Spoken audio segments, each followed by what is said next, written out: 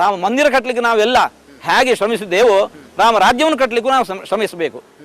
ಜೊತೆಗೆ ಇನ್ನೂ ಒಂದು ಮಾತು, ರಾಮಮ್ಮ ಮಂದಿರವನ್ನು ಮಾಡೋದು ದೊಡ್ಡದಲ್ಲ, ಮಂದಿರವನ್ನು ಇನ್ನು ಮುಂದೆ ಮಂದಿರವನ್ನಾಗಿ ಉಳಿಸಿಕೊಳ್ಳೋದು ದೊಡ್ಡ ಕೆಲಸ ಇದೆ, ದೊಡ್ಡ ಜವಾಬ್ದಾರಿ ಇದೆ. ಅಡಿಗಲ್ಲನ್ನು ಹಾಕೋಕ್ ಮುಂಚೆನೆ ನಾವು ಕೇಳಿದಂತಹ ಅಪಸ್ವರ, ಎಷ್ಟು ದಿವಸ ಅಲ್ಲಿ ಮಂದಿರ ಕಟ್ಟಿ ಇರಗೊಡ್ತೀರಿ, ನಾವು ಅದನ್ನು ಕಿತ್ತೊಗಿತೇವೆ. ಇವತ್ತು ನಿನ್ನೆ ಆ ಮಾತನ್ನು ನಾವು ಪುನಃ ಕೇಳ್ತಾ ಇದ್ದೇವೆ. ಮೋದಿ ಇರುವಷ್ಟು ಕಾಲ, ಯೋಗಿ ಸರ್ಕಾರ ಇರುವಷ್ಟು ಕಾಲ ಮಂದಿರ ಇರುತ್ತೆ. ಮರುದಿವಸ ನಾವು ನಮ್ಮ ಸರ್ಕಾರ ಬಂದ ತಕ್ಷಣ ಆ ಮಂದಿರವನ್ನು ಕಿತ್ತೊಗಿತೇವೆ. ಯಾರೋ ವೃದ್ಧರು ಅರೆಮರಳು ಅಂದ್ರು, ಯಾರೋ ಮಕ್ಕಳು ಈ ಮಾತನ್ನ ಅಂದ್ರು, ನಾವು ತಲೆ ಕೆಡಿಸ್ಕೊಳ್ಬೇಕಾದಿಲ್ಲ ಅಂದ್ಕೋಬಹುದು. ಆದ್ರೆ ಆ ಸಮಾಜದಲ್ಲಿ ಅವರಷ್ಟೇ ಇರೋದು, ವಿವೇಕಿಗಳು ಹಾಗಾದ್ರೆ ಯಾರೂ ಇಲ್ವೇ? ಆ ಸಮಾಜದಲ್ಲಿ ವಿವೇಕಿಗಳು ಯಾರು ಇಲ್ವೇ? ಇದ್ದದ್ದು ಹೌದು ಅಂತಾದರೆ ಇಂತಹ ಮಾತುಗಳನ್ನು ಸಾರ್ವಜನಿಕವಾಗಿ ಖಂಡಿಸಿಲ್ಲ ಯಾಕೆ? ಸಾರ್ವಜನಿಕವಾಗಿ ಖಂಡಿಸಿಲ್ಲ ಯಾಕೆ? ಹಾಗಾದರೆ ನಾವೇನು ಅಂದ್ಕೋಬೇಕು? ಇಲ್ಲ, ಎಲ್ಲರ ಮನಸ್ಥಿತಿಯು ಹೀಗೆಯೇ, ಯಾರೋ 4 ಮಂದಿ ಅದನ್ನು ಅಂದಿದ್ದಾರಷ್ಟೇ, ಹೊರಗಿಡವಿದ್ದಾರೆ, ಗುಟ್ಟನ್ನು ಹೊರಗಿಡವಿದ್ದಾರೆ. ಹಿಡನ್ ಅಜೆಂಡಾ ಇದು ನಿರಂತರವಾಗಿ ನಡೀತಾ ಇದೆ. ಹಾಗಾದರೆ ನಾಳೆ ದಿವಸ ಆ ಮಂದಿರಕ್ಕೆ ಈ ಸ್ಥಿತಿ ಬರುತ್ತೆ ಅಂತಂದರೆ, ನಾವು ಈ ಮಂದಿರವನ್ನು ಇಷ್ಟು ಶ್ರಮಪಟ್ಟು ಶತಮಾನಗಳ ಹೋರಾಟ ಮಾಡಿ ಕಟ್ಟಿದ್ದಕ್ಕೆ ಏನು ಸಾರ್ಥಕತೆ ಬಂತು, ಏನು ಬೆಲೆ ಬಂತು? ಹಾಗಾದರೆ ಮಂದಿರ ಕಟ್ಟೋದು ದೊಡ್ಡ ಮಾತಲ್ಲ. ಹೌದು, ಒಂದು ಕಾಲಕ್ಕೆ ಮಂದಿರವನ್ನು ಕಟ್ಟುವುದೇ ದೊಡ್ಡ ಮಾತು ಅಂತ ಆಗಿ ಹೋಗಿತ್ತು. ಆದ್ರೆ ಇವತ್ತು ಅಂತಹ ಕಾರ್ಯ ಕೂಡ ನಡೆದೇ ಹೋಯಿತು. ಇನ್ನು ಉಳಿದದ್ದು ಹಾಗಾದರೆ ಮಂದಿರವನ್ನಾಗಿ ಉಳಿಸಿಕೊಳ್ಳೋದು, ಮಂದಿರವನ್ನು ಉಳಿಸಿಕೊಳ್ಳೋದು ಹೇಗೆ? ಈ ದೇಶದಲ್ಲಿ ಹಿಂದೂಗಳು ಬಹುಸಂಖ್ಯಾತರಾಗಿ ಎಷ್ಟು ಕಾಲ ಇರ್ತಾರೋ ಅಷ್ಟು ಕಾಲ ಮಂದಿರವಾಗಿ ಉಳಿಯುತ್ತೆ. ಈ ದೇಶದಲ್ಲಿ ಹಿಂದೂಗಳು ಎಷ್ಟು ಕಾಲ ಬಹುಸಂಖ್ಯಾತರಾಗಿ ಉಳಿತಾರೆ, ಜಾಗೃತರಾಗಿರ್ತಾರೆ, ಅಷ್ಟು ದಿವಸ ಮಂದಿರವಾಗಿ ಉಳಿಯುತ್ತೆ. ಅದಕ್ಕೇನಾದರೂ ಕೊರತೆ ಉಂಟಾಯಿತು ಅಂತಂದರೆ ಇವತ್ತು ನಾವು ಅಫ್ಘಾನಿಸ್ತಾನದಲ್ಲಿ ನೋಡ್ತಾ ಇದ್ದೇವೆ. ಅಂಥ ಒಂದು ಶಿಲಾಮಯವಾಗಿರತಕ್ಕಂತಹ ಬಂಡೆಯಲ್ಲಿ ಕೊರೆದು ನಿರ್ಮಿಸಿರತಕ್ಕಂತಹ ಬುದ್ಧನ ಪ್ರತಿಮೆ ಏನಾಯಿತು? ಚಿಂದಿ ಉಡಾಯಿಸಿ ಹೋಗಿಬಿಡ್ತು. ಹಾಗಾದರೆ ರಾಮ ಮಂದಿರವು ಕೂಡ ರಾಮಮಂದಿರವಾಗಿ ಉಳಿಬೇಕು ಅಂತಿದ್ರೆ ಈ ನೆಲದಲ್ಲಿ ಹಿಂದೂಗಳಾಗಿ ಉಳಿಬೇಕು. ಯಾರು ಕಟ್ಟಿದವರು? ನಾವು, ನೀವು. ನಮ್ಮ ಆಯುಷ್ಯ ಎಷ್ಟು ದಿವಸ? ಹಾಗಾದರೆ ನಾವು ಉಳಿಯೋದಿಲ್ಲ, ಮತ್ತೆ ಯಾರು ಉಳಿಬೇಕು? ನಮ್ಮ ಸಂತತಿ ಹಿಂದೂ ಸಂತತಿಯಾಗಿ ಉಳಿಬೇಕು.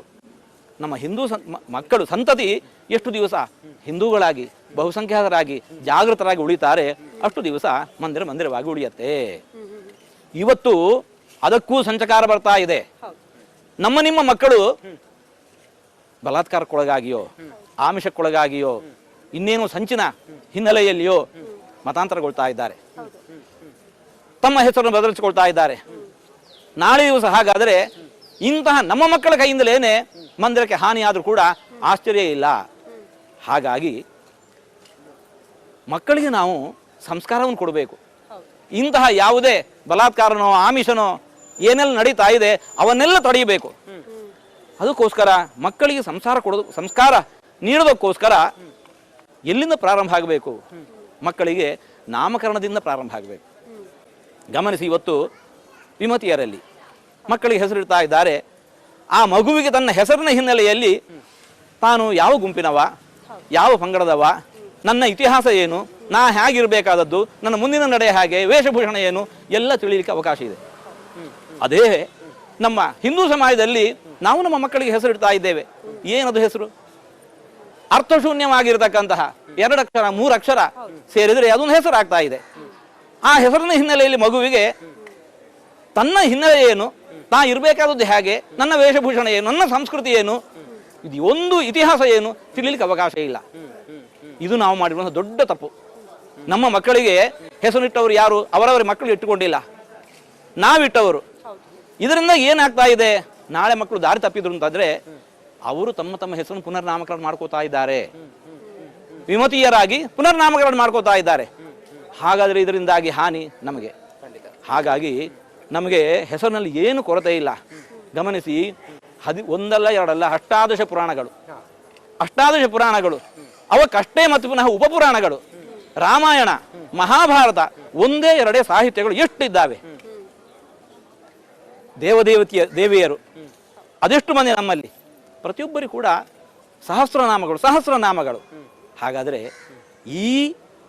ಇವುಗಳಲ್ಲಿ ನಮ್ಮ ಪುರಾಣಗಳಲ್ಲಿ ಸಂಬಂಧಪಟ್ಟಿರತಕ್ಕಂತಹ ಏನೆಲ್ಲ ಹೆಸರಿದ್ದಾವೆ ಅವುಗಳನ್ನೆಲ್ಲ ಆಯ್ದು ಆ ಮಗುವಿಗೆ ಆ ಹೆಸರು ನೀಡೋಣ. ತನ್ನ ಹೆಸರಿನ ಹಿನ್ನೆಲೆಯನ್ನು ಹುಡುಕ್ಲಿಕ್ಕೆ ಹೋದ್ರೂ ಕೂಡ ಆ ಮಗುವಿಗೆ ಇಷ್ಟು ವೈಭವವಾದ ಅಷ್ಟಾದಶ ಪುರಾಣಗಳ ಪರಿಚಯ ಆಗತ್ತೆ, ರಾಮಾಯಣದ ಪರಿಚಯ ಆಗತ್ತೆ, ಮಹಾಭಾರತ ಪರಿಚಯ ಆಗತ್ತೆ. ಇದರ ಮೂಲಕ ನನ್ನ ಸಂಸ್ಕೃತಿ ಏನು, ನಾ ಇರಬೇಕಾದದ್ದು ಹೇಗೆ, ನನ್ನ ಆಚಾರ ವಿಚಾರ ಏನು, ಇದೆಲ್ಲ ತಿಳಿಯಲಿಕ್ಕೆ ವಿಪುಲವಾದ ಅವಕಾಶ. ಹಾಗಾಗಿ ದೊಡ್ಡ ಒಂದು ಅಭಿಯಾನ ಕ್ರಾಂತಿ ಶುರುವಾಗಬೇಕಾಗಿದೆ. ಯಾರು ಈಗಲೂ ತಡ ಆಗಿಲ್ಲ, ನಮ್ಮ ಮಕ್ಕಳಿಗೆ ಪುನರ್ನಾಮಕರಣ ಮಾಡೋಣ. ಈಗ ಕ್ರಾಂತಿ ಅಂದ್ರೆ ಶ್ರೀಗಳ ಇದ್ರ ಜೊತೆಗೆ ಒಂದು ಇನ್ಕ್ಲೂಡ್ ಮಾಡಕ್ಕೆ ಇಷ್ಟಪಡ್ತೀನಿ. ಅಯೋಧ್ಯೆಯಲ್ಲಿ ಜನವರಿ 22ಕ್ಕೆ ರಾಮ ಮಂದಿರ ಉದ್ಘಾಟನೆ ಆಗ್ತಾ ಇದೆ. ಇಡೀ ಜಗತ್ತು ಇವತ್ತು ಅಯೋಧ್ಯೆಯತ್ತೆ ತಿರುಗಿ ನೋಡ್ತಾ ಇದೆ. ಬಟ್ ಎಲ್ಲರಲ್ಲೂ ಒಂದು ಪ್ರಾರ್ಥನೆ, ಆ ದಿನಕ್ಕೆ ನಮ್ಮ ಮಕ್ಕಳು ಜನ್ಮ ಪಡಿಬೇಕಪ್ಪ, ರಾಮನಾಗಿ ಹುಟ್ಟಿ ಬರಬೇಕು ಅಂತ. ಸಾಧ್ಯ ಇದೆಯಾ ಮರ್ಯಾದ ಪುರುಷೋತ್ತಮನ ಪುನರ್ಜನ್ಮ ಅಂತ? ಖಂಡಿತ ಸಾಧ್ಯ ಇದೆ. ಹೊಸ ಹುಟ್ಟುವ ಮಕ್ಕಳು ರಾಮನಾಗಿ ಹುಟ್ಲಿ, ಇದ್ದವರು ರಾಮರಾಗ್ಲಿ. ಏನು ರಾಮರಾಗುವುದು ಅಂತ ಹೇಳಿದ್ರೆ, ರಾಮರಾಗುವುದು ಅಂದ್ರೆ ಏನು? ನಾವು ರಾಮಾಯಣನೊಮ್ಮೆ ಅಧ್ಯಯನ ಮಾಡಬೇಕು. ವಾಲ್ಮೀಕಿ ಮಹರ್ಷಿಗಳು ನಮಗೆ ರಾಮಾಯಣ ನೀಡಿದ್ದಾರೆ. ಪ್ರಸಂಗ ಹೀಗಿದೆ. ಏನು, ವಾಲ್ಮೀಕಿ ಮಹರ್ಷಿಗಳಿಗೆ ಒಮ್ಮೆ ನಾರದರ ಭೇಟಿ ಆಗತ್ತೆ. ಆವಾಗ ವಾಲ್ಮೀಕಿ ಮಹರ್ಷಿಗಳು ನಾರದರಲ್ಲಿ ಕೇಳೋದು, ಕೋನ್ವಸ್ಮಿನ್ ಸಾಂಪ್ರದಾನ ಲೋಕೆ ಗುಣವಾನ್ ಕಷ್ಟ ವೀರ್ಯವಾನ್, ಹೀಗೆ ಪ್ರಾರಂಭ ಆಗತ್ತೆ ರಾಮಾಯಣ. ಏನಲ್ಲಿ ಕೇಳ್ತಾ ಇದ್ದಾರೆ? ಒಂದು 10-20 ಗುಣಗಳನ್ನು ಪಟ್ಟಿ ಮಾಡ್ತಾರೆ ವಾಲ್ಮೀಕಿ ಮಹರ್ಷಿಗಳು. ನಾರದಲ್ಲಿ ಪ್ರಶ್ನಿಸ್ತಾ ಇದ್ದಾರೆ, ಇಂತಹ ಗುಣಗಳು, ನೀವು ತ್ರಿಲೋಕ ಸಂಚಾರಿಗಳು, ಇಂತಹ ಗುಣಗಳುಳ್ಳಂತಹ ವ್ಯಕ್ತಿ ಇವತ್ತಿಗೂ ಯಾರದ ಲೋಕಲ್ಲಿ ಒಬ್ಬ ಇದ್ದಾನೆಯೇ ಸಮಾಜದಲ್ಲಿ? ನಾರದರು ಏನು ಬರ್ತಾರೆ, ಆ 20 ಗುಣಗಳಿಗೆ ಪುನಃ ಒಂದು 10-20 ಗುಣಗಳನ್ನು ಸೇರಿಸಿ ಕೊನೆಯಲ್ಲಿ ಅಂತ ಇದ್ದಾರೆ, ಇಂತಿಂಥ ಗುಣಗಳುಳ್ಳಂತಹ ವ್ಯಕ್ತಿ ಇವತ್ತಿಗೂ ಒಬ್ಬ ಲೋಕದಲ್ಲಿದ್ದಾನೆ, ಅವನೇ ಶ್ರೀರಾಮಚಂದ್ರ. ಅಂದ್ರೆ ಏನು, ರಾಮ ಅನ್ನೋದು ಬರಿದೇ ಒಬ್ಬ ವ್ಯಕ್ತಿ ಅಲ್ಲ, ಇಷ್ಟು ಗುಣಗಳ ಸಂಕೇತ. ಹಾಗಾಗಿ ನಾವೊಮ್ಮೆ ರಾಮಾಯಣ ಅಧ್ಯಯನ ಮಾಡೋಣ. ಒಬ್ಬೊಬ್ಬ ವ್ಯಕ್ತಿ ಒಂದೊಂದು ಗುಣಗಳನ್ನು ಮೈಗೂಡಿಸಿಕೊಳ್ಳೋಣ.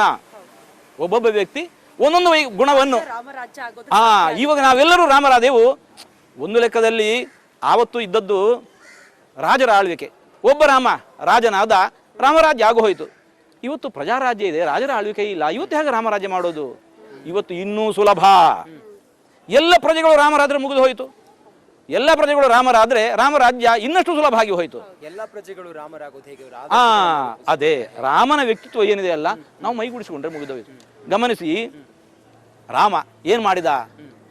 ತಂದೆ ತಾಯಂದಿರಿಗೆ ಕೊಟ್ಟ ಬೆಲೆ ಎಷ್ಟು, ಗೌರವ ಎಷ್ಟು ಅಲ್ವಾ? ತಂದೆ ತಾಯಂದಿರಿಗೆ ಎಷ್ಟು ಗೌರವ ಕೊಟ್ಟಿದ್ದಾನೆ, ಮಾತೃಭೂಮಿ ಮೇಲೆ ಎಷ್ಟು ಗೌರವ ಕೊಟ್ಟಿದ್ದಾನೆ. ಹಾಗಾಗಿ ಇದನ್ನು ನಾವು ಮೈಗೂಡಿಸಿಕೊಳ್ಳೋಣ.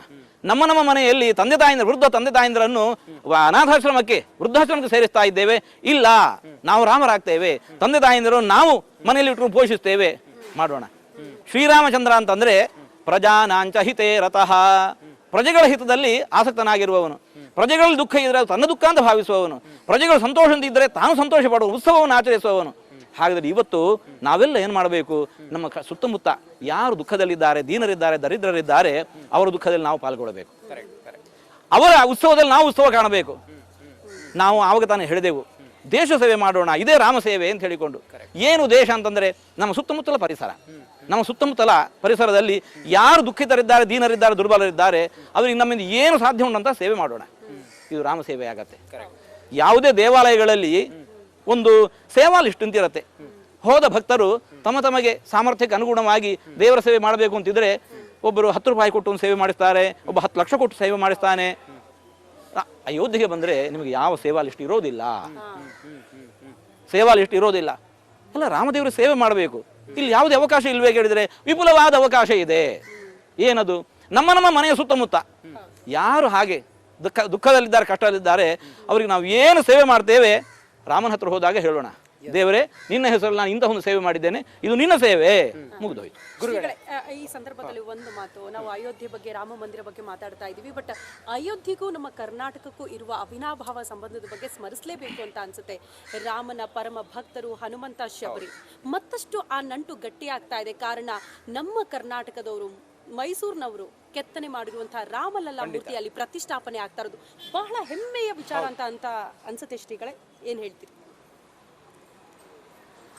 ರಾಮ ಮಂದಿರ ನಿರ್ಮಾಣದಲ್ಲಿ ರಾಮ ಭಕ್ತರು ದೇಶದ ಉದ್ದಗಲಕ್ಕೆ ಎಲ್ಲರೂ ಕೂಡ ಕೈ ಜೋಡಿಸಿದವರೇ. ಅದರಲ್ಲಿ ಕೂಡ ನಮ್ಮ ಪಾತ್ರ ಏನು, ಕರ್ನಾಟಕದವರ ಪಾತ್ರ ಏನು ಅಂತಂದಾಗ ಅದು ತುಂಬ ವಿಶೇಷವನ್ನು ನಾವು ಕಾಣ್ತಾ ಇದ್ದೇವೆ. ಈಗ ನೀವಂದಂತೆ ಪ್ರತಿಮೆ ಯಾವುದೊಂದು ಪ್ರಾಯಶಃ ಇನ್ನೂ ಘೋಷಣೆ ಆಗಿಲ್ಲ. ಆದರೂ ಕೂಡ 3 ಪ್ರತಿಮೆಗಳ ನಿರ್ಮಾಣಗೊಂಡಿದೆ. ಅದರಲ್ಲಿ ಈರುವರು ಪ್ರತಿಮೆ ನಿರ್ಮಾಣ ಮಾಡಿದವರು ನಮ್ಮ ಕರ್ನಾಟಕದವರು. ಇನ್ನು ಈ ರಾಮ ಮಂದಿರದ ಹಿನ್ನೆಲೆಯಲ್ಲಿ ಎಲ್ಲರೂ ಹೋರಾಟ ಮಾಡಿದ್ದಾರೆ. ಕರ್ನಾಟಕದ ನಮ್ಮ ಗುರುಗಳು ಮಾಡಿರತಕ್ಕಂಥ ಹೋರಾಟ ಅದು ಎಲ್ಲರಿಗೂ ಕೂಡ ತಿಳಿದಿರುವಂತಹದ್ದು. ಉಡುಪಿಯಲ್ಲಿ ತಮ್ಮ ಪರ್ಯಾಯಾವಧಿಯಲ್ಲಿ 3 ಧರ್ಮ ಸಂಸತ್ತುಗಳನ್ನು 3 ಸಲ ವಿಭಿನ್ನ ಸಮಯದಲ್ಲಿ ಅವರು ಧರ್ಮ ಸಂಸತ್ತನ್ನು ಕರೆದು ಅಲ್ಲಿ ಸಾಧು ಸಂತರ ಮೂಲಕ ತೆಗೆದುಕೊಂಡಂತಹ ನಿರ್ಣಯಗಳು, ಮಂದಿರವನ್ನಲ್ಲೇ ಕಟ್ತೇವೆ, ಅದಕ್ಕಿಂತ ಮುಂಚೆ ತಾಲಾಕ್ ಹೋಲೋ ಮಂದಿರಕ್ಕೆ ಬೀಗ ಜಡಿದಿದ್ರು. ಇಲ್ಲಿ ತೆಗೆದುಕೊಂಡ ನಿರ್ಣಯವನ್ನು ಕೇಂದ್ರಕ್ಕೆ ತಲುಪಿಸಿದಾಗ ಕೇಂದ್ರ ಸರ್ಕಾರಗಳು ಕೂಡ ಅದಕ್ಕೆ ತಲೆಬಾಗಿ ಆ ಬೀಗವನ್ನು ತೆರೆಯಿತು. ಮಂದಿರವನ್ನಲ್ಲೇ ಕಟ್ಟಬೇಕು, ಅದು ನಿರ್ಣಯ ಆಯಿತು. ಈ ಭೂಮಿ ನಮ್ಮ ಹಿಂದೂಗಳಿಗೆ ಸೇರಿರುವಂತಹದ್ದು, ಹಾಗಾಗಿ ಅದನ್ನು ಹಿಂದೂಗಳಿಗೆ ನೀಡಬೇಕು, ಇನ್ನೊಂದು ಬಲವಾಗಿರತಕ್ಕಂಥ ನಿರ್ಣಯ. ಅದೆಲ್ಲವೂ ಕೂಡ ಇವತ್ತು ಸಾಕಾರಗೊಂಡದನ್ನು ಕಾಣ್ತಾ ಇದ್ದೇವೆ.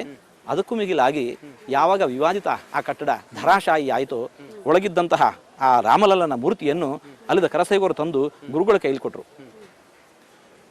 ಮಣ್ಣೊಳಗೆ ಅದು ಹುಗಿದು ಹೋಗಬಾರದು. ಗುರುಗಳು ಒಂದು ವೇಳೆ ಅದನ್ನು ತೆಗೆದುಕೊಂಡು ಈ ಕಡೆ ಬಂದಿದ್ರೆ ಆವಾಗ ಮತ್ತೆ ಪುನಃ ಆ ಭೂಮಿಯನ್ನು ನಾವು ಮರುವಶ ಮಾಡಿಕೊಳ್ಳುವಂತಹದ್ದು ಬಹಳ ಕಷ್ಟ ಇತ್ತು. ಭಗವಂತ ಗುರುಗಳಿಗೆ ಕೊಟ್ಟಿರತಕ್ಕಂಥ ದೊಡ್ಡ ಪ್ರೇರಣೆ, ಗುರುಗಳು ಆ ಮಂದಿರ ಆ ಕಟ್ಟಡ ಧರಾಶಾಯ ತಕ್ಷಣ ಎಲ್ಲರಿಗೂ ಆದೇಶ ಕೊಟ್ಟರು, ಪುನರ್ ನಿರ್ಮಾಣ ಆಗ್ಬೇಕು ಮಂದಿರ ಇಲ್ಲಿ, ಯಾವತ್ತೂ ಅಲ್ಲ ಈಗಿಂದೀಗ ಆಗಬೇಕು, ತಾತ್ಕಾಲಿಕವಾಗಿ ಮಂದಿರ ನಿರ್ಮಾಣ ಮಾಡೋಣ ಅಂತ ಹೇಳಿದ ತಕ್ಷಣ ರಾತ್ರೋರಾತ್ರಿ ಆ ಎಲ್ಲ ಕರಸೇವಕರು ಒಂದಾಗಿ ವೇದಿಕೆ ನಿರ್ಮಾಣ ಮಾಡಿದ್ರು, ಸಣ್ಣ ಒಂದು ಪೆಂಡಾಲನ್ನು ಹಾಕಿದ್ರು, ಗುರುಗಳಲ್ಲಿ ಪ್ರತಿಮೆಯನ್ನು ಪ್ರತಿಷ್ಠಾ ಮಾಡಿ ಬಂದರು. ಇದರಿಂದಾಗಿ ಇವತ್ತು ನಾವು ಮತ್ತೆ ಪುನಃ ಭೂಮಿಯನ್ನು ಹಿಂದೂಗಳು ಪಡೆದುಕೊಳ್ಳಲು ಸಾಧ್ಯವಾಗಿದೆ.